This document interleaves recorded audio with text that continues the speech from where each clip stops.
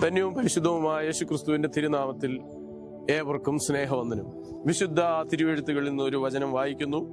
യോശുവയുടെ പുസ്തകം 3-ാം അധ്യായം 5-ാം വാക്യം. പിന്നെ യോശുവ ജനത്തോട്, നിങ്ങളെ തന്നെ ശുദ്ധീകരിപ്പീൻ, യഹോവ നാളെ നിങ്ങളുടെ ഇടയിൽ അതിശയം പ്രവർത്തിക്കും എന്ന് പറഞ്ഞു. നമ്മുടെ ദൈവം അത്ഭുതങ്ങളുടെ ദൈവമാണ്. ദൈവം അത്ഭുതങ്ങളെ പ്രവർത്തിക്കുന്നവനാണ്. ഇന്നും ദൈവം നമുക്ക് വേണ്ടി അത്ഭുതങ്ങൾ ചെയ്യുവാൻ മതിയായ ദൈവമാണ്. ഈ വാക്യം പറയുന്നു, നാളെ യഹോവ നിങ്ങളുടെ ഇടയിൽ അതിശയം പ്രവർത്തിക്കും. Tomorrow God do wonders. അതെ, ദൈവം അത്ഭുതം പ്രവർത്തിക്കും. പക്ഷേ ഒരു വ്യവസ്ഥ, നിങ്ങളെ തന്നെ ശുദ്ധീകരിപ്പിൻ.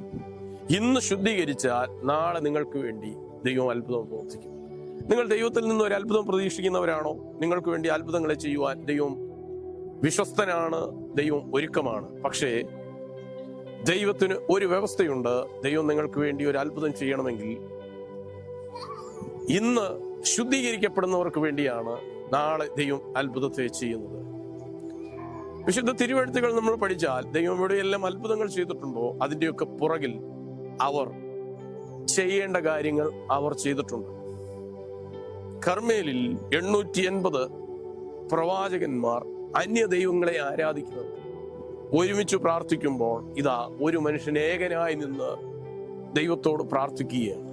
ആവശ്യം, ദൈവം തനിക്ക് വേണ്ടി അത്ഭുതം ചെയ്യണം. അവർ കാണുകയെ സ്വർഗത്തിൽ നിന്ന് യാഗവസ്തുവിന്മേൽ തനിക്ക് വേണ്ടി തീയിറക്കണം.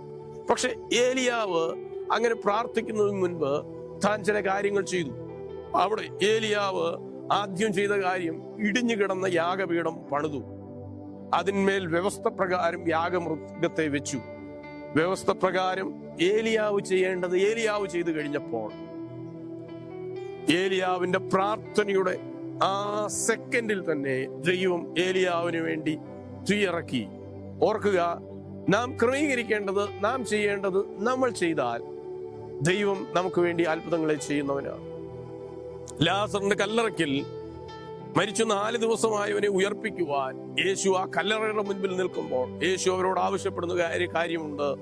ഈ കല്ല് ഉരുട്ടി മാറ്റുവീൻ. ഏത് കല്ല്?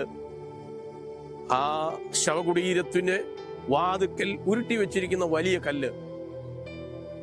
അവിടെ യേശു വന്നിരിക്കുന്നത് മരിച്ചു 4 ദിവസമായി നാറ്റം വെച്ച് ലാസറിന്റെ ശവശരീരം ഉയർപ്പിക്കുവാനാണ്. അതിന് കഴിവുള്ള യേശുവിന്, മരിച്ച് 4 ദിവസമായി ശവക്കല്ലറയ്ക്കകത്ത് അഴുകിയ ശരീരത്തെ ഉയർപ്പിക്കുവാൻ കഴിവുള്ള യേശുവിന് ഒരു വാക്ക് പറഞ്ഞാൽ ആ കല്ല് ഉരുട്ടി മാറ്റുവാനും യേശുവിന് കഴിയും.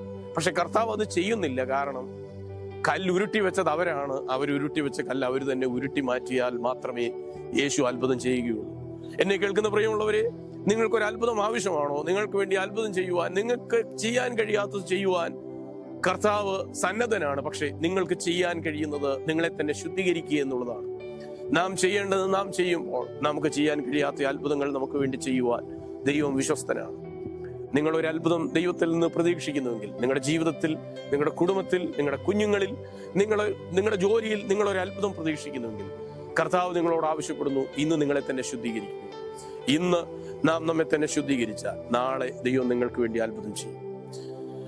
Praise the Lord. നാളത്തെ പ്രഭാതം നിങ്ങളുടെ ജീവിതത്തിൽ ഒരു അത്ഭുതത്തിന്റെ പ്രഭാതമാകട്ടെ. പക്ഷെ ഇന്ന് നിങ്ങളുടെ ശുദ്ധീകരണത്തിന്റെ ദിവസമാകട്ടെ.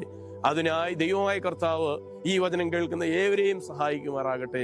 ഈ തിരുവചനങ്ങളാൽ ദൈവം നമ്മെ ഏവരെയും അനുഗ്രഹിക്കട്ടെ. God bless you all.